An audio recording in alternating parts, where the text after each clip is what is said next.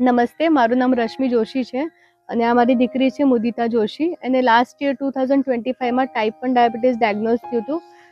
એના પછી એનું એલોપેથીમાં જ ઇન્સ્યુલિન અમે સ્ટાર્ટ કર્યું હતું, શોર્ટ એક્ટિંગ એપ્રિડા અને લોંગ એક્ટિંગમાં લેન્ટસ. તો આફ્ટર 1 યર મતલબ એ જે બી ટ્રીટમેન્ટ થઈ એના પછી અમે અહીંયા મુનશી નેચર કેરમાં આવ્યા છીએ. ડૉક્ટર મનીષા અને ડૉક્ટર કનિકા છે, એમનાથી અમે કન્સલ્ટેશન લીધું છે અને એમણે જે પ્રમાણે ડાયટ સજેસ્ટ કરી અને જે પ્રમાણે ટ્રીટમેન્ટ આયુર્વેદિક એમણે સ્ટાર્ટ કરી એનાથી મારી બેબીને ઘણો ફરક છે. કે જેમાં શોર્ટ એક્ટિંગ ઇન્સ્યુલિન છે એ તો એમણે ન જેવું કે બંધ જ કરાવી દીધું છે, ફક્ત એને સેફટી માટે કરીને કે લોમાં ન જાય કે હાઇપોમાં ન જાય એટલે એનું લેન્ટસ ચાલુ છે.